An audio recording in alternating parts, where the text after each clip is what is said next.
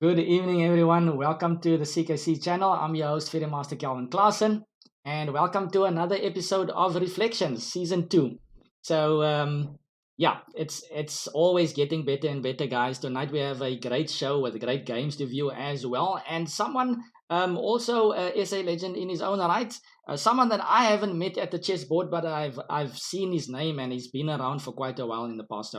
I'm very keen to learn more about this player. I've actually played his brother, but his brother has also been very much in the SA scene. So I'm sure you guys will have some interesting questions. If you want to throw your questions in the chat box, just make sure to press the follow button. And if this is perhaps your first time on Twitch, then just make sure to sign up. Get a handle name. It's for free. It's quick and easy. Get back to the channel and press the follow button and you are good to go. So without further ado, I am going to hand over to Dr. Bouah to do the proper introduction. So over to you, Dr. Bouah. Thank you very much, Calvin, and good evening, viewers. So tonight, our special guest is Jonathan Gluckman, who is an old friend of mine. And in fact, Jonathan has won 2 SA Open championships, and he's also played for the Proteas at the Olympiad and also in the African Team Championships in the 90s. And I met Jonathan in 1991, and since then, we've had a good, great relationship on and off the board. And sad to say, I've never beaten him. So we look forward to chatting a bit about that. Jonathan Gluckman, welcome to the show tonight. Thank you, Lyndon. Great to be here. And yes, you never beaten me, but there was never an easy game against you, that I will say. Thank you, Jonathan. Jonathan, how did it all start, and in what year did you start playing? So I started in, I think it was 1976, 77. It actually started with my father teaching my brother David how to play. And I actually wasn't taught how to play. And I just used to watch my father and my brother play against each other. And then, but I don't think myself and David, often people say, you both come from the same family, you must have played a lot. We didn't. We never played together, or very seldom. And I think I started playing at school in 1978. Right. Our first tournament was around that time. And that was all in January. And then moved down to Cape Town in 1979. And that's when I took it a bit more seriously. And that first tournament, did you score handsomely in that first tournament? 1978, I played in the Twins. It was my first tournament. And I used to coach a lot. And I enjoyed coaching juniors. And a lot of those juniors, they really struggled sometimes when they first start off. And I think I always used to tell them my story about when I first started. I scored 1.5 out of 7. Good. But the truth be told, the truth be told, it was actually half out of 6. And then they gave me a bye against Harry Joffe, who was on 4 out of. I was on half out of 6. He was on 4 out of 6. He couldn't play, so they played us in the final round. I got 1.5. No, a good one there, Jonathan, on that side. And it sounds to me like you were doing a bit of a Capablanca there, just observing David and your dad play and you picking up the moves, as it were. Yeah, as I said, I didn't take it very seriously when I first started. And my first rating, I actually remember all my ratings. But my first ever rating, I think, was 1179. 1179. Which was 1179. And I think by the time I got to 13 years old, and I started to be a bit more serious, I was 1455. Okay. I started later, and I only started blossoming, I think, when I got to varsity, really. Although I think I was a decent player by matric time. Now, Jonathan, tell us a bit about the 1981 Cape Open, because looking at your CV, it looked as if you were playing quite a few 2000 rated players there. And what was your experience of that tournament? So in 1981, it was the Cape Open. I probably think 1981 I would have been standard 6. So my rating then would have been at 1455, became 1621, I think it was. I don't think I had a 1500. I played 5 2000s in that tournament. I remember there was Howard Goldberg, Wayne Burson, a guy called Jeff Taylor. I can't remember who the 4th one was. And there was a guy, Graham Pearson. I'm sure you know Graham very well. He still plays for Cape Town, in fact. They have store players. And I'd never met Graham before. And he's actually famous because he actually loves, if you ever get Graham in a conversation or ever meet him in a park somewhere and play him, he loves playing Pawn and Bishop or Bishop and Knight with Pawn and Bishop in games as a study. He loves it. He's an amazing in-game study guy. And I remember playing him, and I was quite a boring player, let's put it that way. Luckily, I changed later on. I played something called the London system. I don't even know the London system at all. It's a really good opening to play when you're a junior because it teaches you how to defend and how to play with structure. It's D4, Knight F3, Bishop F4, E3, C3, H3, and then you castle and you solid. And you play from there. You can play with a C4 or an E4. And I played Graham, and I think the game went on for the full 4 hours. And he eventually resigned, and he bashed the pieces down. Okay, he bashed the king down. He got up and said, if this is how you want to play chess, I'll never play again. And he stormed off. And they became very good friends. There was always a joke between us. I think he didn't like the fact he lost to this 40-year-old or 30-year-old at the time. Of course. No, Graham is still a very, very decent player, and I've often played him in the league, and he's a very good player for Cape Town in the A team as well. Now, Jonathan, the chess in the 80s, Gordon Mayer last week told us about the O'Sullivan twins, and he was just talking about guys like Pitt Cruan and others. What was your experience like about chess in the 80s? Cool. Well, I didn't know the O'Sullivans that well. I knew them much later on when they were coaches of the Transvaal team, the old Transvaal team. Right. Both very interesting players. And I suppose myself and David, they're a couple of brother chess players. Myself, David, Michael and Kevin O'Sullivan, the Solomon brothers, they're a couple of really good ones. They were probably the first of the brothers. There was David and Michael Walker, of course, as well. Okay. Okay.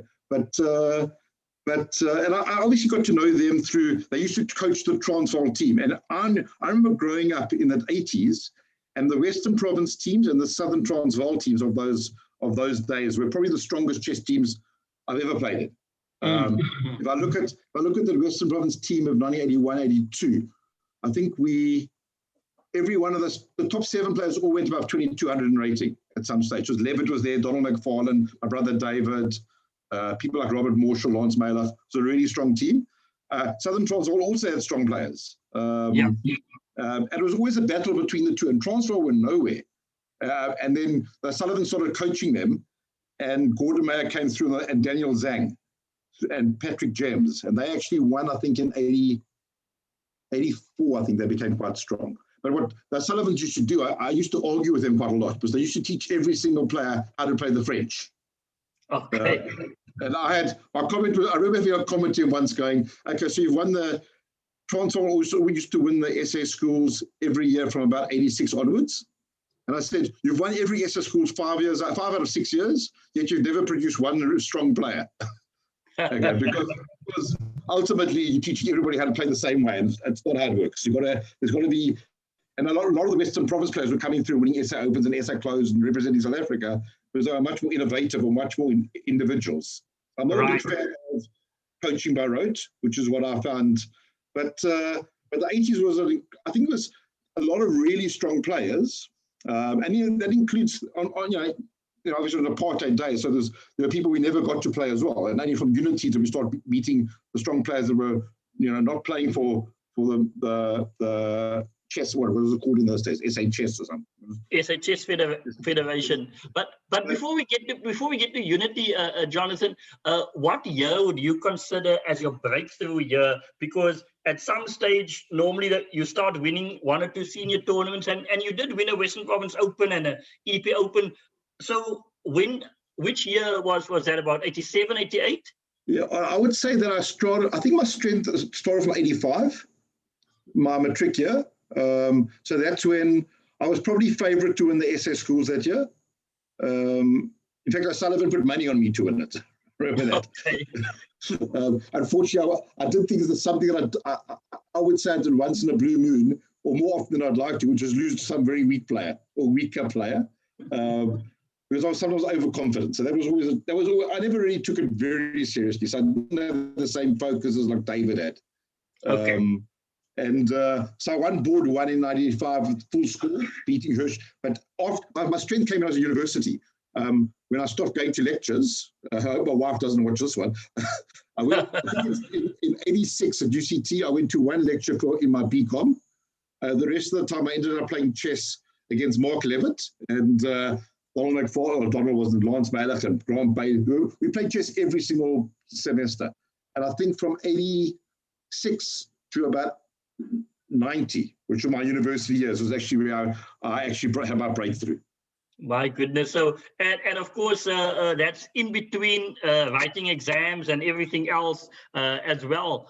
But not studying for exams. Writing maybe, not studying. Of course. Now, which year was your first essay close? Because we kind of saw a game from 87 that you and Mark Levitt played. Was that your first essay close, or did you play a close before then? No, that was our first. That was our first essay closed. That was the Quinteros essay closed. In Pretoria. Quinteros came 89. Quinteros came 89. So 87 would have. No, 87. He was. Yeah, he played against Charles de Villiers. Yeah, he played against. Correct. That's right. So that was that was the essay closed in Pretoria, which and then that Levitt famous game where I think it won best game of that tournament. It was a great game. It really was, and I've got a lot of respect for Mark. One of my, if you had to ask me who's the top players I ever played against, Mark would be one of them. Just as a pure visionary in terms of what he saw. Of course. So that's a knight takes G7 and a rook takes F7 game you're talking about. The one that I should have drawn, you mean? Yes. It was one of those games where I think Mark was on top, and. I actually watched his interview with you, and he talked about how we always used to discuss it afterwards. And I'm convinced, and I still am convinced, that he never saw the entire line, but he had an incredible feel. And unfortunately, at the end, actually, there was a drawing line, which was Queen C5, I think, and there's also Rook C7 move as well. I could have drawn twice. Yes. Yeah. But you're under a lot of pressure, and that's what chess is about. It's very easy to analyze afterwards, what you could have done. And sometimes you don't always play the best moves, but ultimately you're playing the man, you're playing the clock, you're playing the pressure. So it's even today we'll look at analysis of my games or games I've played at other times, and there's you look at why did I play that move? Well, sometimes it's because you're putting the guy under pressure. You know he can't handle it. And I think in that game with Marks, time became a big issue as well. And then But I mean, anyway, it's like they say about Tull, Jonathan, that lots of Tull sacrifices have been refuted nowadays with a computer. But Galfan will say that you don't play against a computer, you're playing against a person. So 100%. That's something. Yeah, but 100%. Jonathan, let's jump to 1991 when you and I met and actually played against one another for the first time at the Unity tournament. What's your recollection of the Unity tournament? Because of course, if I'm not mistaken, you, David, and Dion Solomons shared first. I don't remember who shared first. I must be honest with you, but I can tell you, and so I'll take your word for it. I've forgotten a lot of my chess career. But I can tell you that is probably my most memorable tournament was the Unity tournament. Okay. Why was it so memorable? Why was it so memorable? A number of reasons. Being part of that Unity tournament was amazing. Coming first was also obviously amazing. And I actually remember my game against Mikalakis, which was a really interesting game. And so maybe I'll tell you a bit about it. George used to play D4. Okay, and I used to play the Caracan against D4. Against E4, and against D4, I would play the Czech Slav. Okay. So typically, George played D4, but he once told me, I'm going to give a secret away now. He once told me in conversation that he hates playing against D4, D6. Okay.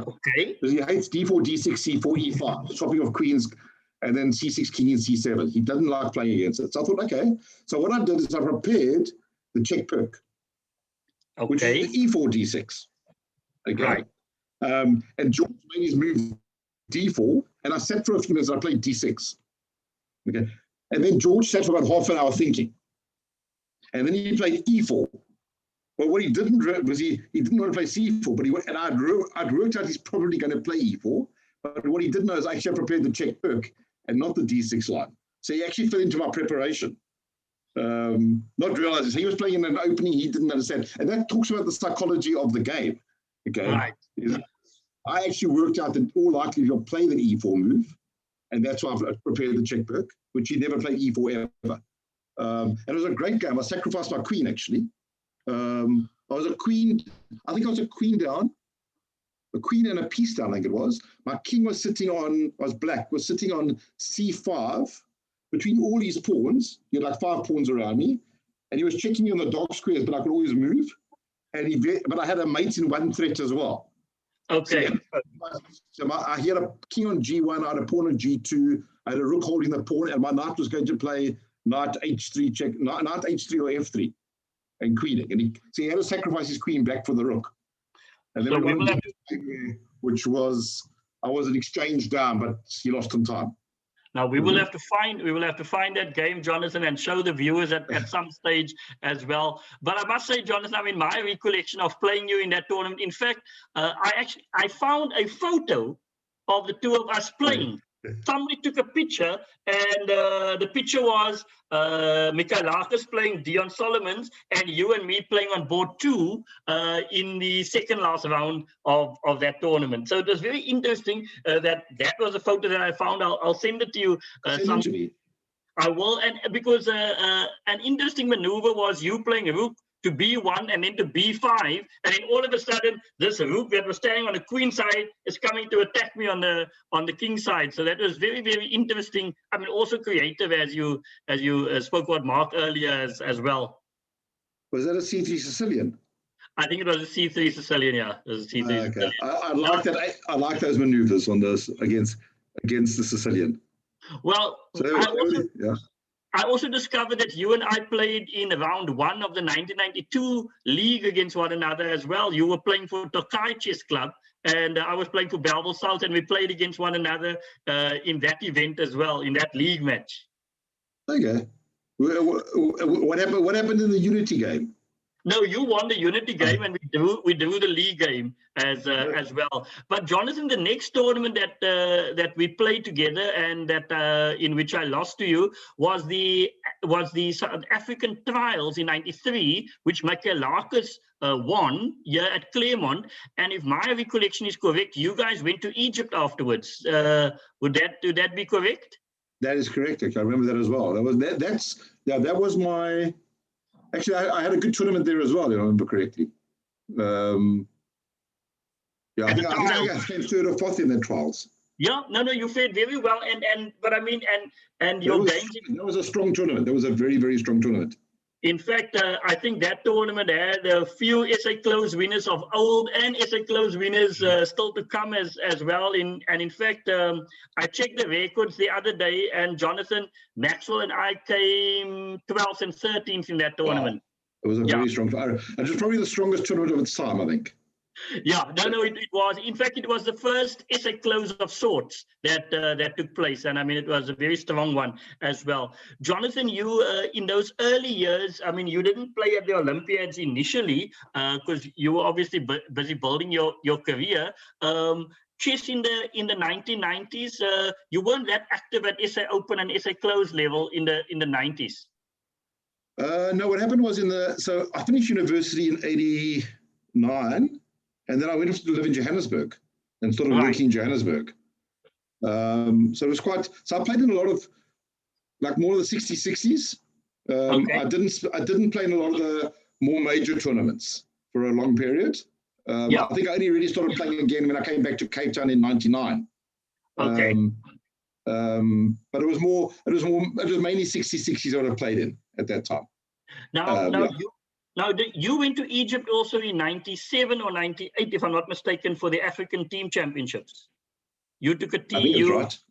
Yeah. What was your recollections of that second African? Because I think Daniel Corder sort of went with as a youngster, if I'm not mistaken. Well, actually, I'll go back to the first one, and then I'll talk about the second one. But the second one actually is a funny story. So the first one I went was with George. I think Dion was there. I'm guessing David and myself. Yeah. I'm not too sure else was in the team. Rubery? Could be. Rubery wasn't there. Yeah. De Villiers was there. Okay. And it was actually quite a difficult tournament. I mean, I think we came second. Egypt normally won those things. But that was the famous incident where George and Dion had a run-in. Or George, should have put it as George had a run-in. Okay. Where Dion was playing really badly. Dion was not playing well at all. And I think George didn't help by undermining his confidence by telling him that he's not a very good player, as only George could do. It was, let's call it the folly of youth. And there was a lot of trouble with it. And I was actually captain of the team in that Egypt team, which I shouldn't have been captain. I mean, to be fair, I was captain because I was good friends with Faik and John Hess at the time. And I think I was coaching Faik's kids at the time as well. And so I was a non-playing captain. So I only played one game in that Egypt first tournament. And the reason was I didn't want to drop anybody for me. So maybe, and I was young as well. It was my first tournament. So I left, and the only person playing badly at the time was actually Dion. And there became this big incident between Dion and George, which I think was blown out of proportion, but George got banned for a year. I don't even remember that, Lyndon. Not really, but I mean, so George got banned for playing chess because of his, he did certain things that were wrong, like disrespect of the Egyptian host, but actually it was a Dion George thing. And then I spoke to Dion after, and Dion said he had no problem with it. It became an anti-George, and that's where there was actually a bit of a breakdown between myself and well, not just the whole team actually. I think with people like John Hess at the time, and John Hess is a great guy. He was really a good guy, but it became quite political that whole first tournament. I think it was quite a difficult time in South African chess. People were sometimes people were very sensitive, of course, but I think, as I said, George was just being George. I mean, he did the same thing to me, just so you know, in 2004 when he told me I didn't know how to play chess. Yeah, that's the way he is. No, Jonathan, I also remember that you took a stance against some action that was unfortunately meted out to Theo Buttress at a certain stage. Can you recall that particular incident? That was, so I mean, there's a lot of politics in chess, and you couldn't really remove that in those times. And I think it was the late 80s. I seem to recall I was at university, and Martin Serfontein was president of South African Chess. And I think he was probably present pre the Unity talks. Yeah, before that. Yeah. But he was also standing for the Conservative Party in the elections. And Theo Buttress was a good friend of mine, and he went to live in Pretoria for work. And he was not allowed to play. So he was allowed to play chess for the team, but the team met in a pub, and he wasn't allowed to walk through the pub to go and play the games. So we basically said to Martin, "This is not right." He said, "Well, it's an open club. Anybody can play. It's not his fault that it's in a pub." And so myself and one other person, I think it was Stephen Took, we resigned from South African Chess, and about 3 or 4. Mark Levitt resigned afterwards. I think Rubery resigned. And he forced Martin Serfontein to step down. Yeah. So that was my, that was but I think it's important, Martin Serfontein, and I have nothing against the guy personally. I didn't really know that well, but chess was trying to become unified at the time as well, and the country was dealing with its issues, and you couldn't ignore that people were being discriminated against. Yeah, it even reminds you of that. No, thanks for that, Jonathan. Now, Jonathan, let's go back to, you got back to Cape Town about 99, and then I recall you playing in the SA Open 2001. I think it was at Wynberg Boys, and then of course I also remember you playing in PE in 2002. So let's first go to 2001 and tell us a bit how you fared there. So in 2001, actually, I played really well. It was one of our best tournaments. I think I was 9 out of 11. Yeah, I think that's right. Yeah. I don't think I lost the game. I think it was 4 draws. And I think I came tie with Mark Levitt. But Mark, I think tie-break. Yeah, but Mark won on the tie-break, and I think deservedly so. I think he's played a slightly stronger field than me. Yes. Because I don't remember. I think obviously in an open, when you don't lose games, you normally play the same players. But I think in the first 2 or 3 rounds, some of them players were weaker, and then obviously they worked on I think it was the Bouah system then. The Bouah system, at that stage, at that stage. And then, because I think they first had Bouah and then later on cumulative. Yeah, so the following year they changed the model. So when I won it the second time, if they'd done it on Bouah, I would have won it. But they decided no, they're going to play. That's the one in PE in 2002. Yeah, and that's actually what happened was I came tie, I think it was Ronnie van Tonder. The late Ronnie van Tonder. He was a complete dark horse in that event, and he beat Simontero in the last round. Yeah, that is unbelievable. Exactly. So I think we were all half a point behind Aaron, and then he lost to van Tonder in the last round, and van Tonder myself came tie first. But there they played a blitz game to settle who was the champion. And unfortunately, in those days, I wasn't playing that much chess, so my blitz wasn't so strong anymore. It was still good to win. But I don't think I lost the game there either. I stand to be corrected though. Yeah, no, I mean, it was an excellent tournament. I mean, we played at the boardwalk there for the first time. And I mean, I was recalling that you were playing things like, gambits there in the early rounds, because I recall you playing, I think it was the Blackmar Dimmer gambit at some stage as well. With 1 or 2 of those things. Yeah. Jonathan, I mean, you were still playing strongly at that stage, and then of course you went to Bled at the Olympiad in Slovenia. What do you recall of that particular event? Bled was my first Olympiad, and it was. I heard Mark Levitt say the same. It was a beautiful place. I do recall arriving in Bled, and you got all these luxury hotels you stay in, or so you think. There's obviously old East European markets, and so from the outside everything would work fantastic, but you go inside and the plumbing didn't work, and all the paint had peeled off. There was, of course, the Russians stayed in a proper 5-star, as they naturally did. But it was a beautiful city. It really was a beautiful town. I think from a chess point of view, I think I did pretty well. I think I scored 6.5 out of 11. Yeah, you did well. Lots of winning games, lots of points picked up. Some nice games there. But I was playing very attacking. In fact, it's quite interesting because I was playing very attacking in those days. I played attacking the last probably 10 years in a row. The last 10 years, where I told you up front, in my school I was a bit more careful. I think I became attacking when I was at varsity. That's what changed my fortune, so to speak. But I never read books. So that's what people don't know. I've never read a chess book in my life. Really? Really?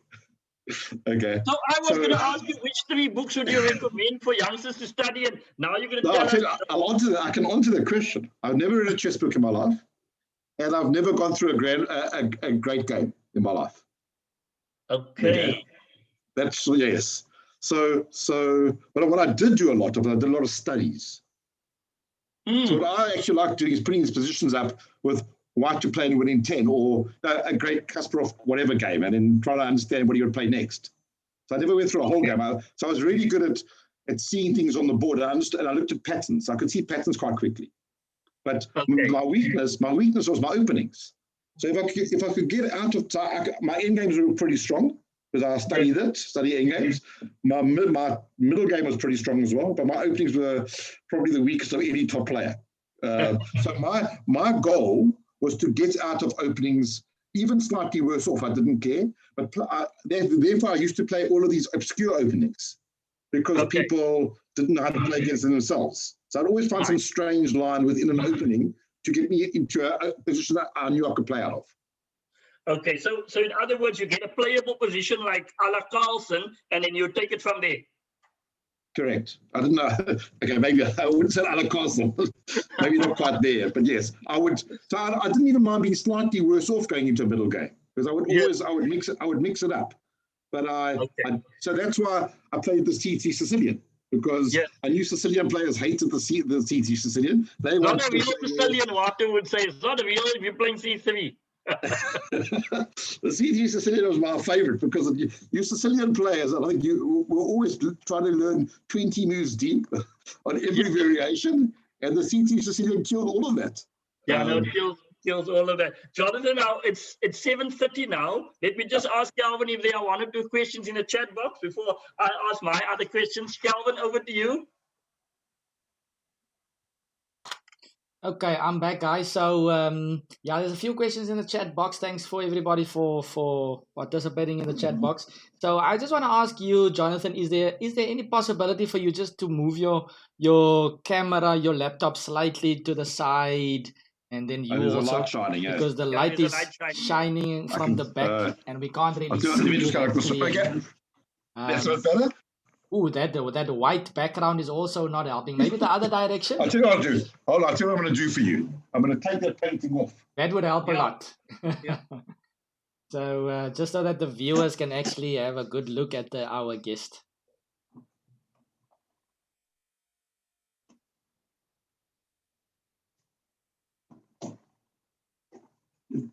Unfortunately, the photograph Linda's going to show you from when we were 26, where we had hair. Now I've got as much as Lyndon. There's not much to see. Yeah, so thanks for that, Jonathan. What a host I am, asking you to take off all your accolades there at the back for the show. But anyways, so let's get to the questions. First question was a pretty quick one, I think. It comes from Lekwa. Lekwa says, okay, he's asking, isn't Jonathan a year older than David? So basically the question is, what age are you compared to David? Okay. So actually, David might have more hair than me, but he's actually a year older. What is interesting, actually, there are actually 4 Gluckman brothers. Okay, we similar. So people don't know that, but there was actually David was born in 1966. Okay, I was born in 67. Then my brother Ivan was born in 68. So it's 13 months difference. He also played Western Province chess. So he got to about a 2,000 rating player. And then the 4th brother was Gary Gluckman, who's born 1970. And he also played Western Province chess, but he didn't take it very seriously. He got to like a 1,600 strength. Okay, all right. So there you have it, guys. There's actually 4 brothers. All of them can play quite decent chess, actually. Yeah, we want to take the Solomons on as a family versus family. Calvin, at the Unity tournament, my first round was against Gary Gluckman, which I won, and round 3 was against Ivan Gluckman, which I lost, and then in round 7 I then played Jonathan. So I had 3 Gluckmans in one tournament. Wow, you have to get past all of them to get a good result. Okay, so thanks for that question, Lekwa. Next question is from Boom Shaka. Boom Shaka says, I have sisters that play with me in tournaments and it was so much fun.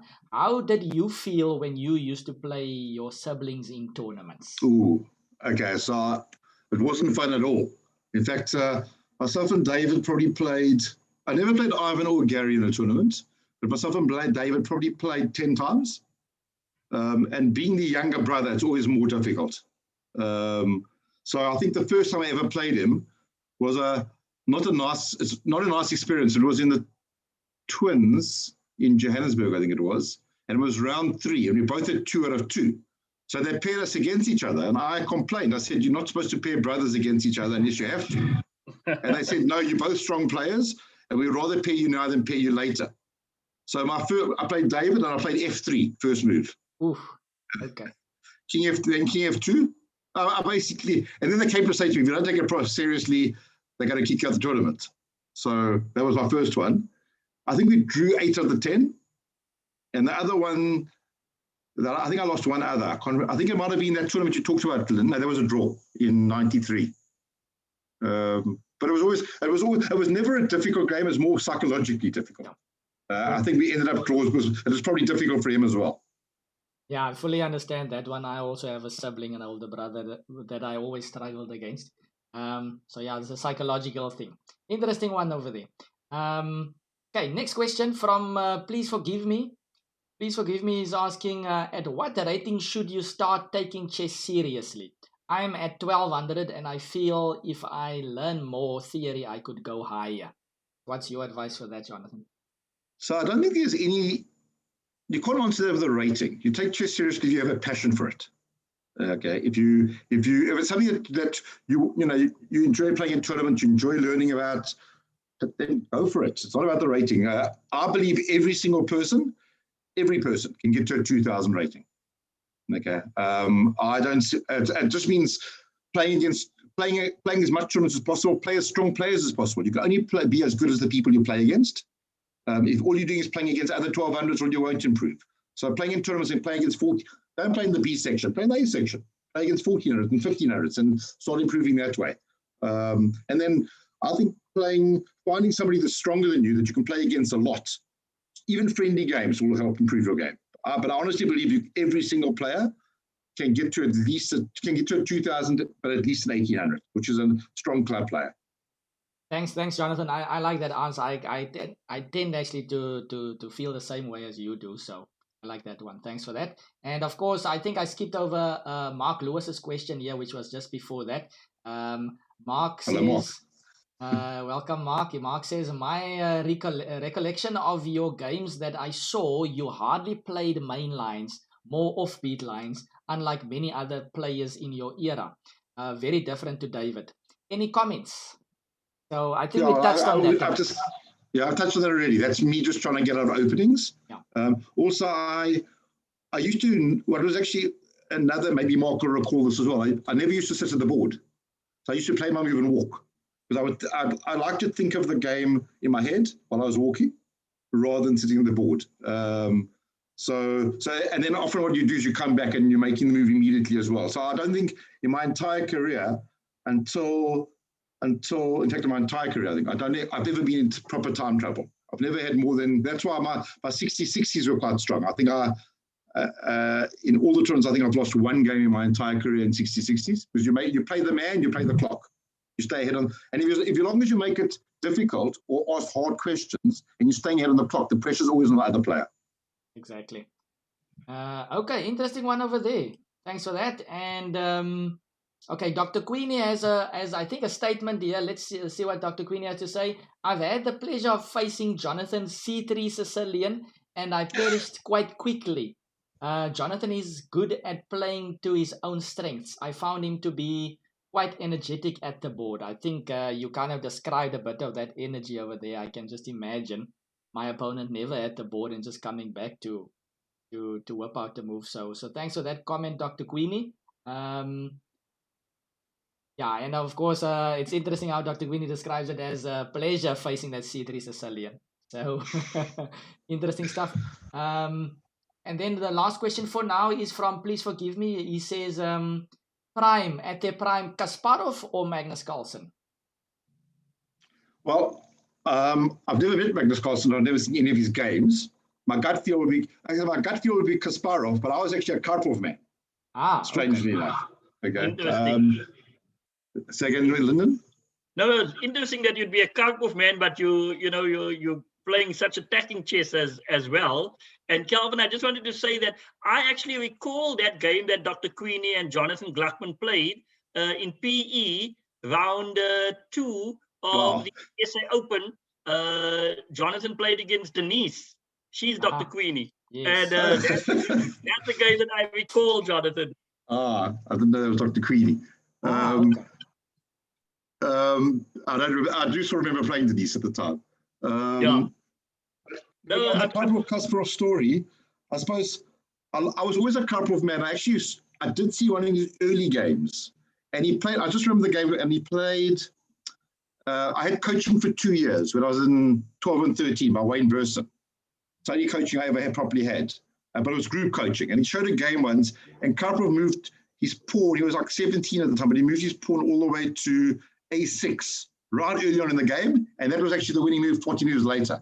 So I love the position. Although he was just had a strong structural positional understanding, Kasparov was strong in terms of his mental strength and his opening preparation. I don't think there was no player like him. And I honestly believe if Karpov had played against Deep Blue, Karpov would have won. That's my bias of Karpov versus Kasparov. Because I think a computer takes two things away from you. You can't beat an opening theory, and you haven't got the psychological edge from a mental perspective. And those are Kasparov's two biggest strengths. And then, of course, I also had dinner with Karpov when he came out. That's why. Oh, okay. Okay, Yeah, in that's a 93. clear giveaway. That's a win over there. Okay. So thanks for everybody in the chat, by the way. So I'm just gonna ask you two guests of mine here in the studio. Lyndon, you need to move your camera slightly lower because we don't see too much of you. And then Jonathan, you need to do it in the other direction so that we can see more of you. We seem to. There we go. That's much better. That's perfect. Thanks, guys. So that's all from me for now. Lyndon, all over to you. Thank you. No, thanks, Jonathan. I've got about one or two more questions, and then we're going to go over to the games. Jonathan, you stopped playing around about 2004. Any thoughts of a comeback? Yeah, unfortunately, 2004. Well, fortunately, 2004 was the two greatest things that happened in my life. Besides, one of them was the birth of my son, and the other one was Arsenal becoming the Invincibles. Okay, good for you. So, unfortunately, once you've got family, it's very difficult. Family and career. It's amazing that David's carried on playing. He's one of the very few. But then David's son plays chess and his wife played chess as well. So I think it's so it's a difficult game to give your all to when you're married with family and kids. I did make a comeback, Lyndon, in 2000 and I don't remember when, 15, 16 maybe. Ilan Rabinovitz finally convinced me to come back and play for Cape Town Club. Okay. And you guys are playing at the Kura School in Century City. Area. Yeah. But I didn't know. So basically, I left my home at about, I think the game started at 7. Okay. 7:30 normally. 7:30 maybe, 7:30. So I left home at 7 o'clock and I couldn't find this Kura School. And I drove around and Ilan was phoning me. And it was this is my first game after like 11, 12 years of not playing. And I drove to Goodwood. I drove to Belleville. I couldn't find this place. And eventually I found it. And I walked in with an hour gone on my clock. So I ran to the table and the guy claimed the win. So I said to him, this is my first time I'm playing in 11 years. Can't we just play? So we played a game. He took the point. We played a game. I played with an hour on the clock. He played with 2 hours. And then I haven't played since. But my plan is when I retire in the next 3 years, hopefully, I'd like to come back and play chess again properly. I'll join you on the senior circuit, Lyndon. Yes, because in fact, we were talking the other day that there's a couple of 50-year-olds that wish to go get their IM title in Europe. So we may just have a group that's going at some stage, Jonathan. And Calvin already, Dr. Shabs has said that he's put his hand up for that group as well. But Jonathan, thanks for the stories and regaling us. I think one of the reasons for the show is to introduce players such as yourself to the South African chess public nowadays, because they don't know our Olympiad players. And in fact, that you came joined first at 2 SA Opens is also obviously remarkable. But also the fact of the matter is you were one of the earlier Proteas in 93, 98, having played in those African team championships as well. So Jonathan, thanks for those memories. I think, Calvin, I'm certainly going to go have a look at some of those interesting games of Jonathan, because I think I've got some of your games on my database, Jonathan. So maybe I'll email some of them over the weekend to you. But Jonathan, you're going to show us 1 or 2 games from the Olympiad tonight. Which one are we going to look at first? I think the first one is against Dokhri. Yep. From Tunisia. I think that was round, round 12, I think. Yeah, that's about round 12. South Africa beat Tunisia that day. Yeah. Calvin, are you putting are we on? We just switched over to the chessboard, so yeah, it's all yours, Jonathan. It's you got the white pieces against Dokhri with the black pieces. Okay, so do I? Okay, okay. You've got the white pieces. So you can make the moves, or if you want me to make the moves, it's all up to you. No, make the moves. I don't mind. I take it it's not shown on. I don't see it on the. It's on Twitch, obviously. So I don't see it. Okay, cool. Okay, but you can just open it up on Lee Chess, right? No, I've got it. Okay. Okay, so this is the game. So of course, so Dokhri I think he's a decent player. I think Tunisia was always a strong team. And of course, my famous C3 Sicilian. Yes. So we'll just run through the early parts quickly. And I actually sort of like the setup. A lot of people don't understand C3 Sicilian that well, I think. It's actually quite dynamic in many ways. And as I said, it takes people who play the Sicilian out of their comfort zone. Of those really close, stodgy systems, as far as I'm concerned, where it's something which is open, where you can play on both king or queen side. And as Lyndon's explained, how you can move your pieces through the middle across both sides as well. But we'll get to that in this game. Okay, so this is all pretty standard. Let me just. So just to point out, it kind of looks like a Queen's Gambit almost now, the structure already with the IQ. Yeah, and look, it changes into, it can change the enemy structure. Normally what actually happens, black would go knight takes c3. Yes. Okay. And try and play with the backward pawn on c3. Interesting stuff. But what actually happens there is that's where you start playing at Linden. There's a4s, rook b1, rook b5, and rook across. So I played those a few times. Okay. Yes, when I played it again, I had done it beforehand. It wasn't. Okay. But obviously, so he's trying to play on the outside of the d pawn, and I'm playing for the to try and get some weaknesses on the king side. Yeah. Okay, trying to force us either the h pawn must move or the g pawn must move at some stage. Yeah. Okay. Okay. So knight eg5, and now he's got a decision to make. So he can either play h6. Okay, obviously the knight goes back, and then you've created a weakness on h6 where there will be a bishop takes h6 at some stage, and there's coming a queen e2, queen e4 type move as well. Or he plays f5, which is probably the best thing to play at this stage. It goes against the grey, because you start creating that backward e pawn as well. So that becomes, so what you start doing, you start holding on, put your knight on e5, and you try and get your other knight onto f4 at some stage. Okay, and rook e1, and you just play against that pawn. Okay, but f5 does mean you can't really do those piece sacrifices against the pawn to open up the king. Yeah. So, but most players in this position will probably play g6.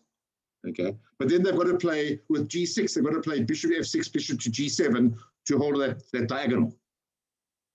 Exactly. Yeah. Okay, so he plays knight eg5. So he plays g6, I think, if I remember correctly. Okay, rook. And now what happens is you bring rook. In fact, it happens in this game, so I won't talk about it actually. Knight e4. So you can see the same thing as before, Lyndon. When I played on the white side, if he goes knight takes c3 in the earlier version, you play rook b1, rook b5, and across. Now you're playing rook e4 and rook h4. So you're piling these pieces up. His pieces on the queen side, and his white square bishop is stuck at the moment. Okay, and his black square bishop needs to get to g7. So he's got no pieces that are active in solving his problem. He's got to see through the storm, and if he does, then the end game he's got a weak d pawn to play against. Yes. So Jonathan, you quite enjoy these rook lifts to the king side. Oh yes. And what I said to you, Lyndon, earlier is when you play a game of chess, you're playing against the man. Okay, you're playing against this person who's obviously they're going to use a lot of time on these type of moves because it's hard for them to play against. There's a lot of pressure now coming in. I'm not saying the most correct moves, but ultimately I always played with pressure and playing the clock. So because I knew I would typically be an hour ahead of another player quite easily. Okay, and that adds to the pressure. So then people typically buckle under that pressure. As I said, it doesn't mean I'm not like David. David's much more correct in his play in terms of the structure. Okay? So you would say you're a pragmatic player. Very much so. Okay. Because let's go second bishop f6. Okay, knight e5. Okay, so now in this position, black. Okay, obviously black's got its few choices. So maybe I can ask the viewers what they would do as black. I'm hitting the f7 pawn at the moment. So both knights hitting f7. What to do for black, guys? How do we solve this problem? Now, unfortunately, you can't take the knight off with your bishop because then you've got these black squared weaknesses around the king. Yeah, this dark squared guy on c1 is going to be a monster. So you can't take on e5. What to do?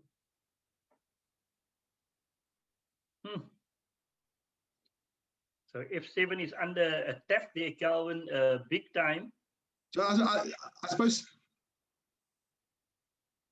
Anybody in the Well, there are chat two box? choices here, actually. I'll give you two choices and you can decide. Aha. The one choice is, and I won't say what he played. Yeah. Okay, so one choice is knight takes d4. Okay, knight takes d4. Remember, I've given up a pawn here. Okay. Okay, well, but then he's opening up the d5 with the rook onto the queen at some stage. Yeah. So knight takes d4 is the one choice. Rook f8's the other choice. Exactly. Istvan in the chat box actually announced rook f8 over there. Okay, And so rook f8. Yeah. So the move after rook f8 is interesting because it fits into this the flavor of what's about you. In other words, moving his pieces into an attacking formation and putting pressure on. So after rook f8, white actually plays h4. Okay. You're going for h5 or what? Okay. Well, that's what you're playing for. You're just pushing. You're basically pushing to the weakness of the h7 pawn eventually. Yeah, h5, knight h7 potentially, and so on. Yeah, that's all coming. So then he plays knight takes d4, and now you got knight takes h7.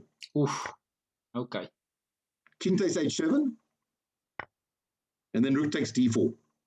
If I'm correct, is that right? Nice. Opening up the bishop. You got queen h5 checks coming. Yeah. So if you guys bishop, queen h5 check, queen h bishop. Wait, can't you just go bishop g6 over here? Yeah, then it's bishop g6 on that one. And then you just take the queen. You win the queen. But if you go the other way, if he takes bishop takes knight, you go queen h5 check. Ah, okay. And then you take the bishop. Okay. And everything drops over there. Yeah, and then you got these kings. So rook f8 is that is a choice, but instead of knight takes d4 immediately. Yes, and by the way, Adolf Matur he also said that he'd take on d4. Mark Lewis says knight takes e5. He proposes. Also possible. I remember knight takes e5, pawn takes, I'd imagine. And then probably you have to go bishop g7, yeah? Okay. I would probably play queen f3 maybe. Queen f3 maybe. Yeah, queen f3. Looks like some pressure. Could still go h4, h5 perhaps. How does black solve this problem of f7? Might have to play rook f8 anyway. Eventually, you're going to have to. And this knight, okay, yeah, maybe not. So yeah, rook f8. Probably, I'd go knight b4 now, yeah, instead of rook f8. Eh? Knight b4. Okay, with some back rank issues. Back rank issues. Just do Lyndon, queen takes f7. King h8. Wow. Okay. Rook h4. Can we go? Okay. Now you're killing me, Jonathan. Okay. Yeah, no. That's a killer. That's a killer. Yeah. So it still seems like white has some pressure. It's not. Yeah, the position's not one. It's better for white. He's more dynamic. Yeah. Okay. He's got the two bishops. The white square bishop's got a problem. Yeah. Okay. But pieces are working well together. Obviously, what I was trying to do is get the bishop out and move the rook across as well at some stage. Yeah. Okay. But he plays knight takes d4, which I'm not sure is completely correct. But it's dynamic. I'll give him that. Knight takes. With that. Rook f8. Okay. Rook f8. And now play. Okay. So there's an interesting move here that white could play. Although I think I prefer the move I played. So the interesting move here would be actually knight takes g6. Offering up a choice which knight to take. I'm trying to work this out. Knight takes g6, h takes g6. So there's a reason I want to. Okay, h takes g6. Rook g4. Okay, if we take, yeah. I'm trying to look at this. Rook takes pawn. Queen h5, maybe?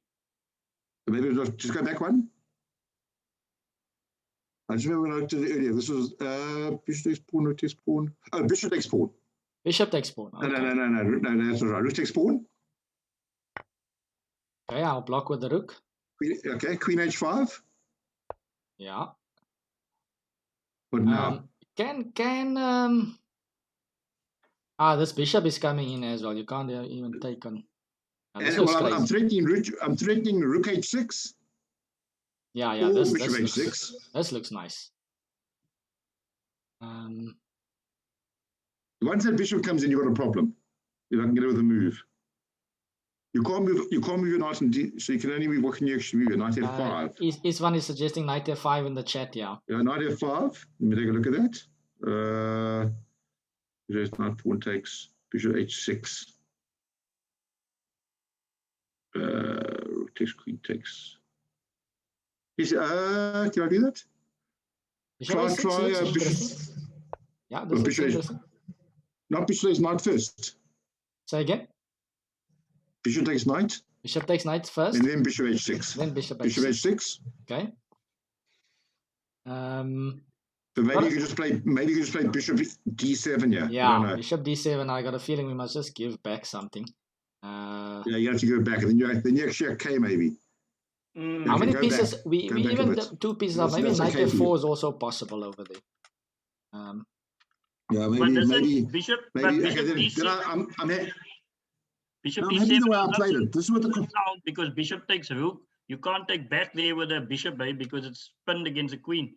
Say again. Bishop d7. Bishop takes rook. Because of the pin over there. There's a pin there. Good point. Thank you. But I mean, black is up so many pieces. Maybe black can black not maybe do this? Bishop takes knight. Yeah, I mean we're still a piece up, so that gives us some time to.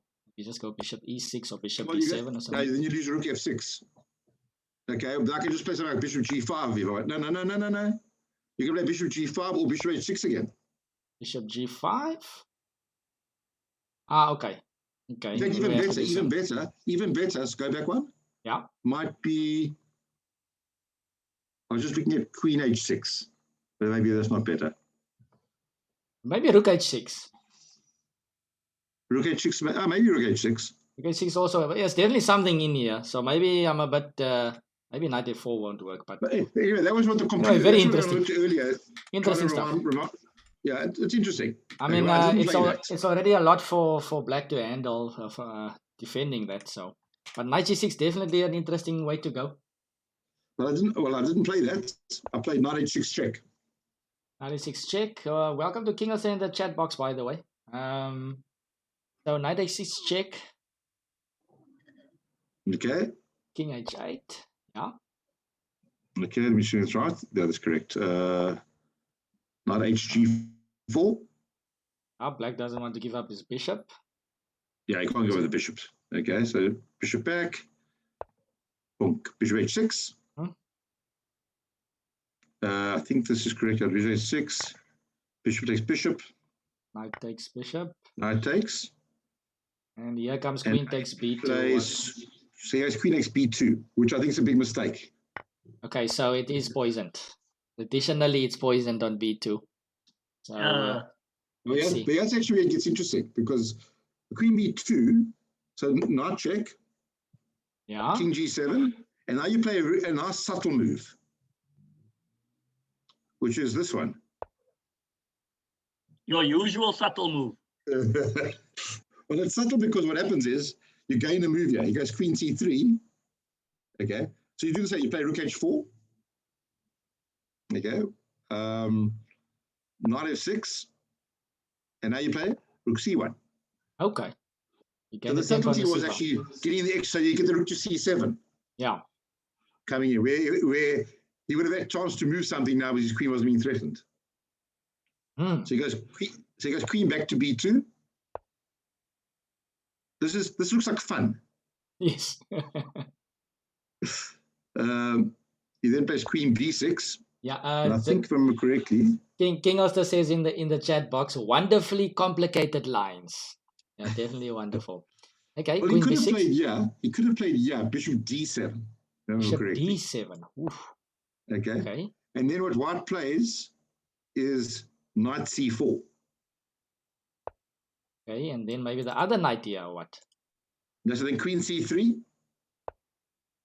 Okay, because obviously his knight on d4 is on pre as well, otherwise. Yes. And now you play knight g5. Knight G5. Okay, if I'm correct, Knight G5. So we've got a threat of Rook D4 here. Well, you've got a threat of Rook takes pawn and then Rook takes bishop. Rook Or Rook takes bishop, Rook takes pawn. Yes, that as well. So he's now plays King G8 to get off the pin. King G8, yeah. And you still go Knight takes H7. Aha. Bishop in the air there. And the G6 pawn's gone, the bishop's gone. Everything's gone. Okay, and the queen will just come riding in. Once the pawn on G6 is gone, Queen H5 is following soon after. Of course, I mustn't do what I did against Gordon Mayer in 1979 and didn't go Rook checkmate on the back rank when he's lost. That was the game, my nightmare game. Okay, so you want the SS rules. Okay, so we're going back to the position. Bishop D7 was possible, but Black played Queen B6 here. Well, Bishop D7 is losing. I think everything's losing. So it's Queen B6. Okay. And now you play Queen C1, and you're obviously eating the H6 square. Uh-huh. Right. Okay. So he's forced to play Knight F5. Bishop takes F5. E takes F5. And now, I mean, there are a lot of ways of winning. Oh, sorry, I just what happened there. Yeah, I just got ticked on something. Okay, sorry. Okay. Knight H6, check. Yeah. So King H8 is probably forced, yeah. Yep. And then who can find the A move? I'm sure there are plenty. White to play, guys. What to do? There's pieces all around the Black King. White to play. A nice little puzzle there. What to play and win. White to play and win. But I'm sure there's more than one way. Yeah. Istvan says Rook takes pawn check. Istvan, okay, Rook takes pawn. There's a king takes. Rook takes. Oh, no, but you can take knight. You take king takes. Knight takes. It takes. The queen holds the G6 square. Yeah, the queen covers over there. Istvan always comes up with exciting suggestions, but it seems like it's not holding enough here. That rook is actually going to be very valuable here. So maybe not rook takes pawn. Any other suggestions, guys? Maybe at yep. Istvan says, "Whoa, crash and burn." Thanks for trying it. Thanks for trying, Istvan. Knight takes G6. Dr. There must be Queenie. stuff happening there. I'm sure the viewers. Yep, and there's Dr. Queenie says Knight takes G6. Yes. Dr. Queenie's got it right. Knight takes G6. Aha. Pawn takes. Knight takes F5. Yep. Yep. King has to. Ooh. What if King G8? I'll have to go back one. If King G8 was Rook H8 or Rook what? G7 mate. Rook G7. Rook G7 mate. I want to go for a pretty mate in 2. Where meanwhile, there's a mate in 1. Okay. Okay, so Knight H5 forced. And then just so Knight H5. Sorry, Knight F5, H5, and that's the end of the game. Beautiful finish. Nice. Beautiful stuff. Yeah. Perfect finish to the play you started with Rook E4. I must say, Rook E4 didn't look that. I also like the classical style of play, but Rook E4, I mean, since you've played it, it's just been pressure all the way through. Very entertaining stuff. Yeah. Well played. Welcome to GM. Is the GM also in the chat? F5 earlier. Stop. Yeah. Say again? Say again? No, I'm just saying, welcome to GM. Is the GM on the chat? Yeah. He's been one of our previous guests on the show, so he's also joined us. See. So yeah, so you were saying, I think Jonathan? Black played F5 instead of G6. Yeah. F5 instead of G6. It stops those type of ideas. Yeah, but it's a slightly compromising positional move that Black doesn't want to see. So interesting stuff. Yeah, so that's the one. And then the other one was against Egypt, which I was actually quite pleased with, because Egypt's always been our nemesis when it comes to the African team championships. And when we go to the Olympiad, it's always we must come ahead of Egypt. We come first in Africa. So it's always like you watch Egypt always. And this game, I think we lost to Egypt 3-1. So this is the one win. But Egypt's always had a strong team. We played Egypt many times. I think the only time I've ever beaten an Egyptian was this game. Okay, this should be interesting. So let's take a look at how this one goes. Okay. So again, I'm white. Actually, I looked him up. This guy, he actually was quite good. He was a young player when I played him. Probably he was younger than me. He was up and coming. I think he got to an IM eventually a few years later, and he got up close to 2,500. Yeah. He was a good player. I remember watching some of his games, or when I was preparing for him. He was quite an attacking player himself. Yes. I think I've seen a couple of games of his. He's quite aggressive. Yeah, definitely. Yeah. So. I remember that, but they were very saying he's the up and coming future star of Egypt. Okay. Anyway, so he played the French.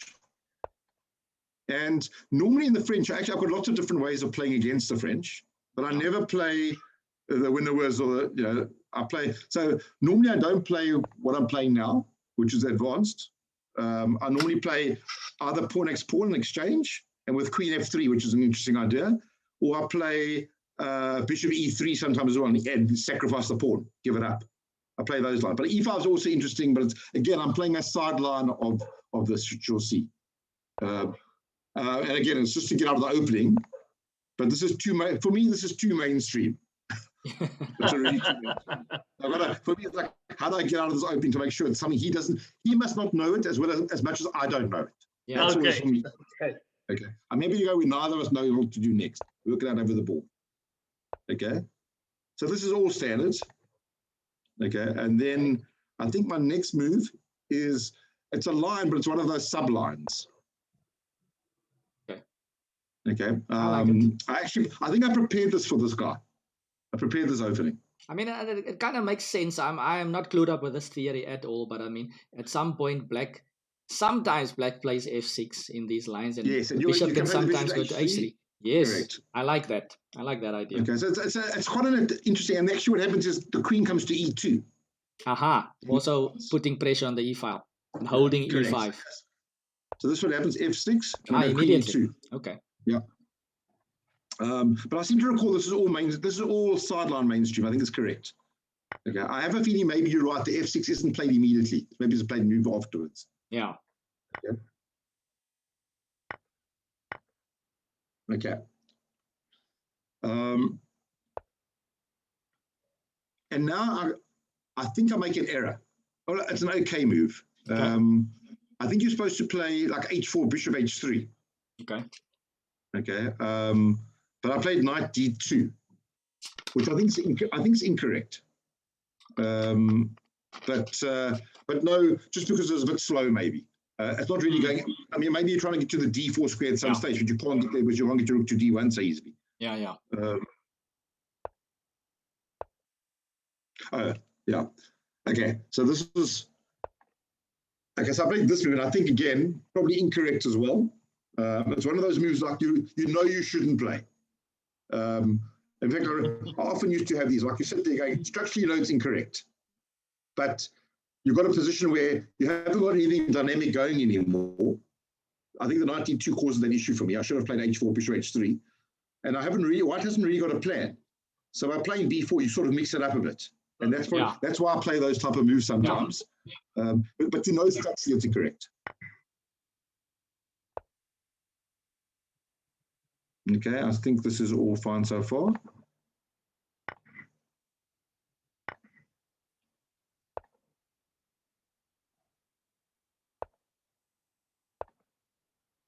Where we have to b1. So I'm going to win the pawn back, and he's going to have the double pawns on the B pawns, correct? But of course, I've got the weak A and C pawns. Yeah. I'm going to struggle to get my bishop and C1 into the game. Yes. That's my biggest challenge. What do you do about bishop? And of course, his knight on A5 very nicely placed. Yes. Okay. So knight P3. Okay, swaps of knights. Where are we up to? And now he plays rook A5. Okay. I'm trying to think why. Oh, so his plan is obviously to double up the rooks on the A file. Yeah. And obviously also stop my bishops coming to B5 and trying to stop that off as well. Not that I don't think I would, but potentially. Yeah. Okay, bishop B3. Bishop F4, rook B1, bishop C6. So he's gaining himself a move. Now king E2. And now I think he makes a mistake. Does he make a mistake? I think he makes a mistake here. He plays this move. Aha. And I think he thinks he's winning. Correct. Obviously, so in his mind, this is a winning position. And but in my mind, I think this is the best that could happen to me, because I didn't have actually any game plan up to now. Okay. So Now you're gonna play, get a bit of freedom, and you can actually get some active pieces. what I'm going to do is I'm going to give up my rook. But I'm going to have the two bishops. Yes. And he's got a double pawn, and the bishops become very strong. Nice. Okay, so I go pawn x. So he goes. Bishop takes rook. Makes on Pawn is bishop. c5. Okay.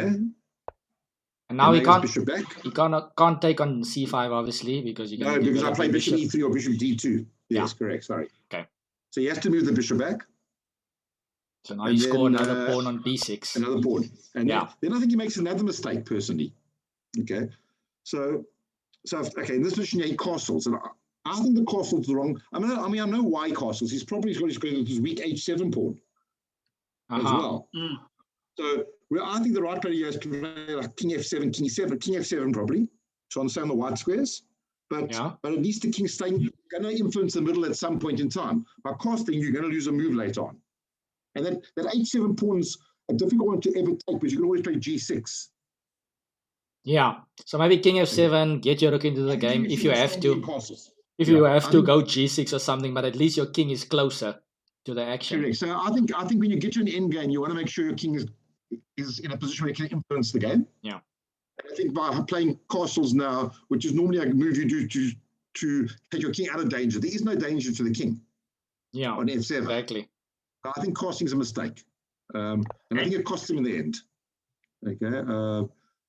So now, and I put this on the computer and I actually gave this as equal. Interesting. Oh. Okay. Yeah, which I mean, I would say he probably still thinks he can win this game. If I was him, I'd probably think I can win this game as well. Well, he's got a C file. Yes, you've got a c file, but unfortunately, the two bishops stop the c file from ever working. My bishop on e3 stops it. There's no way to go on the c file. Yeah, unless he can swap off the pair of bishops. Correct. He needs to swap with the white square bishops if he can. Yeah. So that's what. The next few moves are me making sure he can't swap for the white square. Okay. Okay. Rook c8. But I was stopping his bishop coming to c4. Exactly. Yeah. So I like that rook b4. Bishop b2. Okay, I've got to keep it on holding the a3 pawn as well. Yeah. So now he plays. So now he's doubling up on the next pawn. Okay, but of course, I think what he was doing is he was going to play rook a4 and then bishop c4 again. So the bishops. Okay. Okay, so I've got to be very careful. I don't allow him to swap the bishops also too quickly. Okay, so king f7. And now, so you see, he's lost that move. Yes. King e3. And now he plays g6, which is neither here nor there. And so I suppose the question now to the viewers is, I think white's solid. I don't think black can break in so easily. The question is, what does white do to try and create something? So white to play, guys. How to get some play going for white in this position? We've stabilized. We've kept out black. Or not? You could just sit playing bishop. You could just move your key up and down if you wanted to. The rook's stopping the coming to a4. You use rook to c8 to put your bishop back to d3 or something. Yeah. Any ideas from the chat? What do you do if you white? Yeah.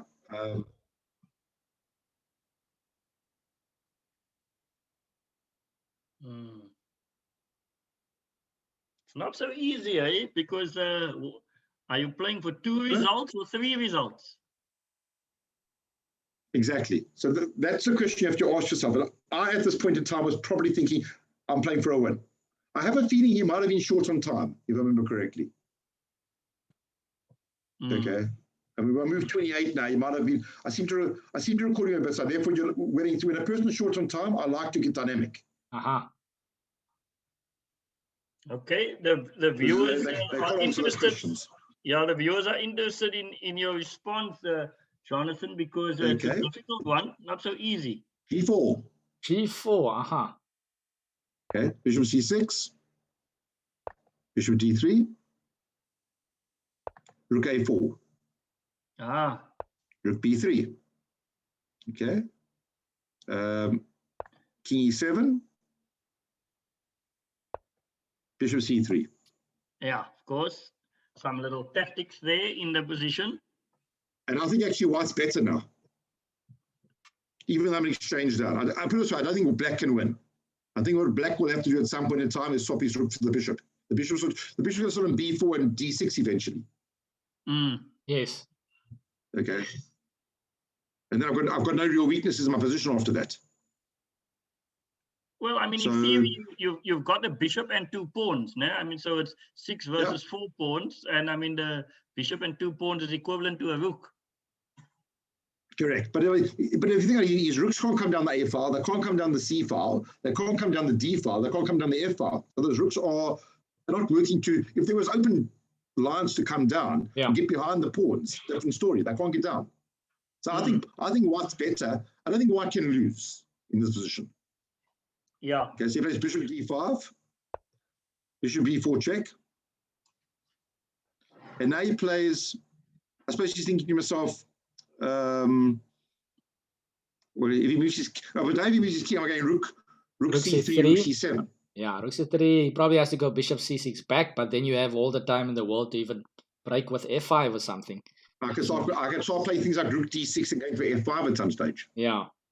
Even Mark Lewis in the chat box says start activity with h4, h5. Careful.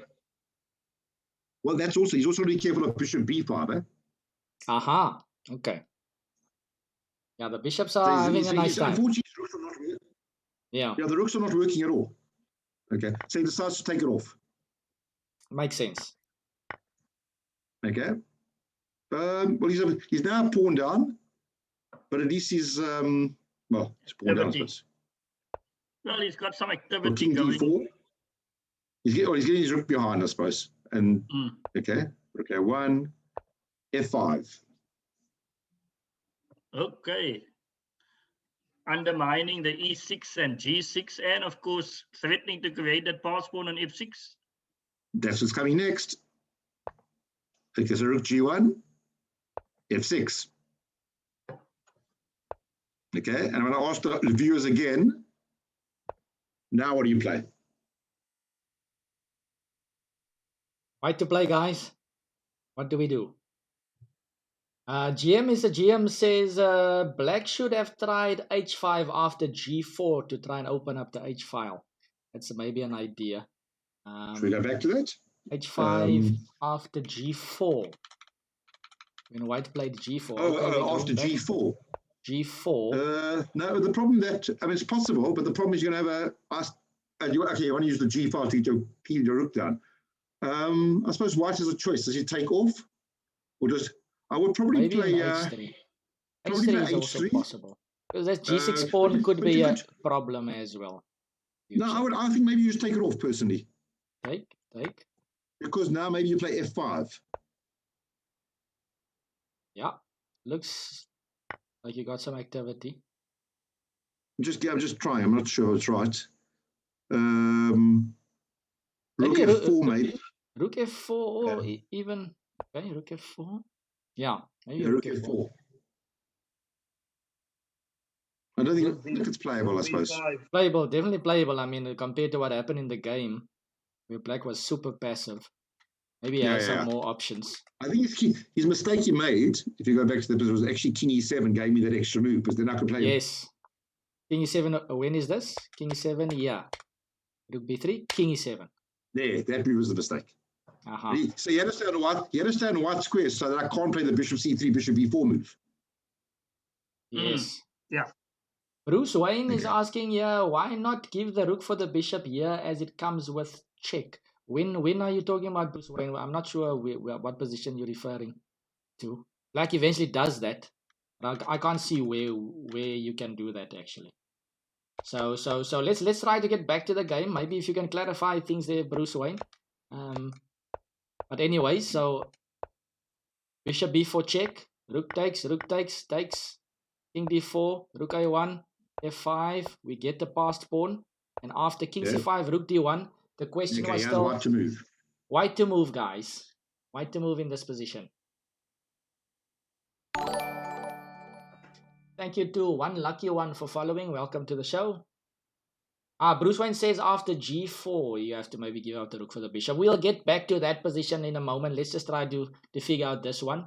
We'll get back to that one, Bruce Wayne. So I think in this position, White's clearly winning, but it's still, you've got to be careful now. Yeah. But it's very easy to have your pawns gobbled up on the black squares at some stage. Unless you're maybe you could sacrifice your rook for the bishop at some stage. That's what I'd probably be hoping for with the two passed pawns.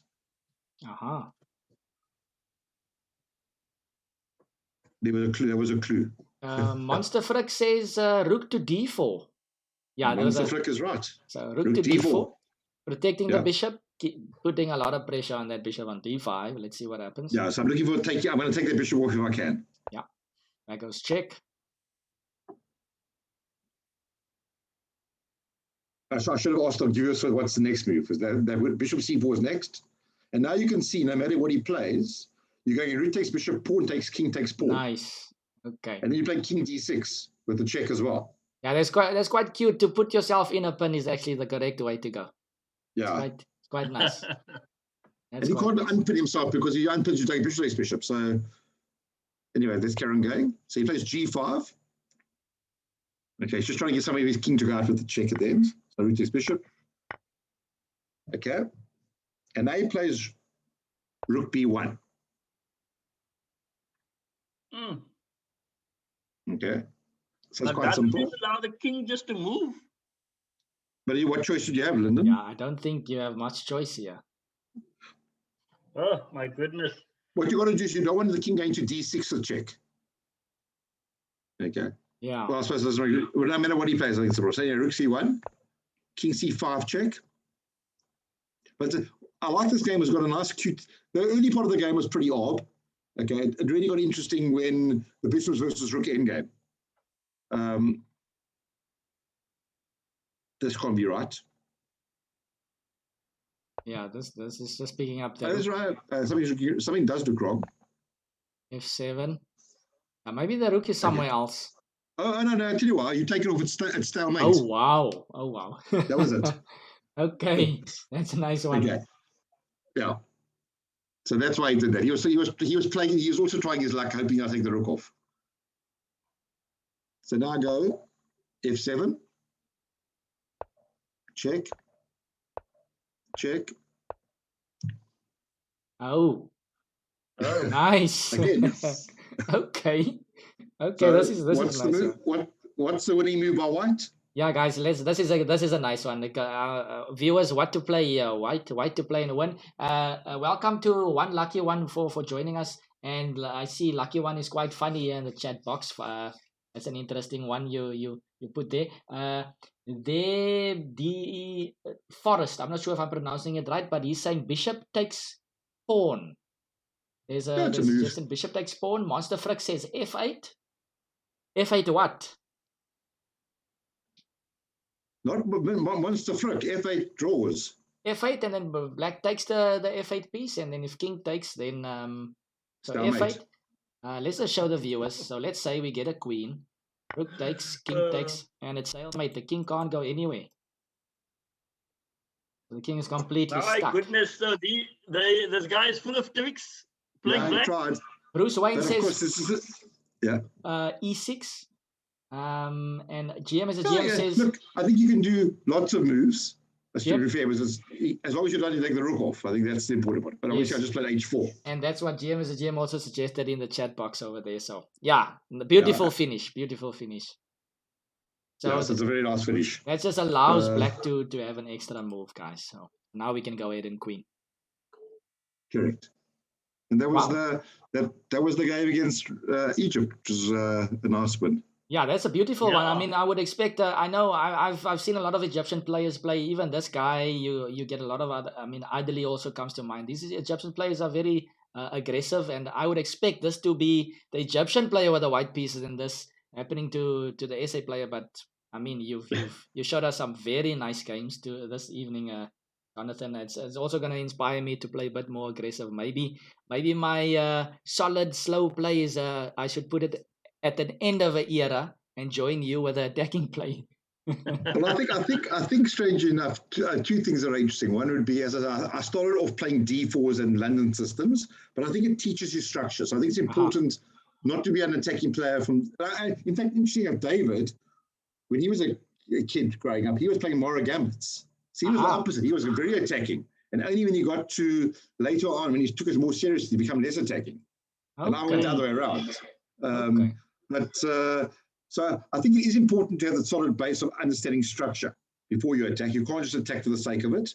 I mean, there are players that do. People like Clyde Wolpe was a superb attacking player, but almost no defense at all. He just went all out. And he won an SA closed once, which no one could believe. So there's no right or wrong. But I like the fact that you understand structures before you start becoming an attacking player. And part two, I think Mark Levitt made the comment, which is, chess is about who you are as a person. So if you're an introverted, quiet person who's typically you'll play more solidly. And if you very loud and out, like me, typically, and you're more entrepreneurial, well, I prefer the attacking chess. I think if I had carried on playing more solid chess, I would have given up a long time ago. I wouldn't have enjoyed the game. Makes sense, yes. So I think it's important to speak to who you are as a player.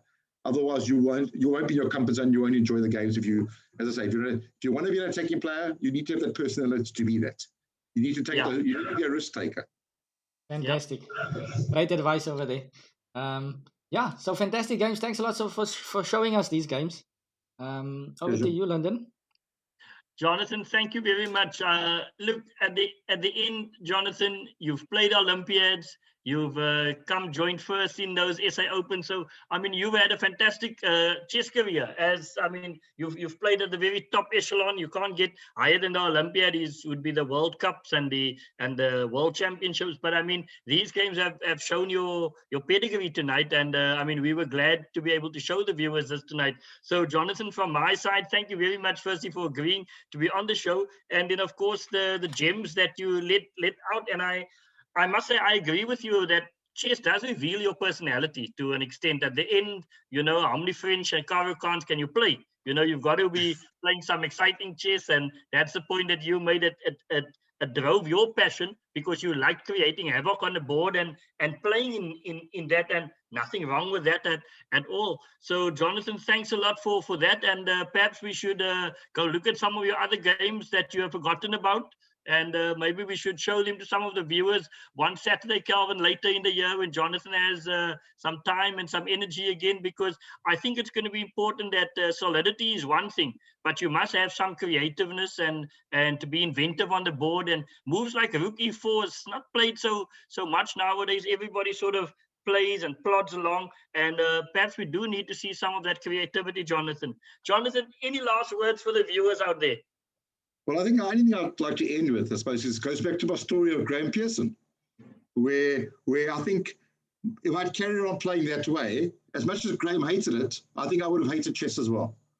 And I think ultimately, one of your viewers also asked about, is it 1200, how does it become stronger? If you enjoy the game and you have a passion for it, then you will become stronger. But you can kill your own passion by playing the wrong methodology to what suits you as a person. I think that's where a lot of people go wrong, and I've seen it happen. A lot of strong players who they stop enjoying the game. One thing I said, I never stopped enjoying it. I never stopped enjoying the challenge. So I stopped because of family, and that's why hopefully one day I will come back and join you on your Bulgarian trip. We'll have some fun. Great stuff. Okay, so thanks. Yeah, so just from my side as well, Jonathan, thanks so much for taking out the time to join us here. You showed us some great games, and we've learned a lot more from you as a player. So thanks to you. And I just want to add as well, guys, we've been seeing some very interesting, aggressive play here in the last couple of episodes. Jonathan has showed us some nice play tonight. We've had Gordon Meyer with also some interesting play, and Shabir Bouah as well. All the older guys showing us some ways to fight on the chessboard. So thanks again for joining us, Jonathan. And now I just want to ask Lyndon, who are we seeing next week on Reflections?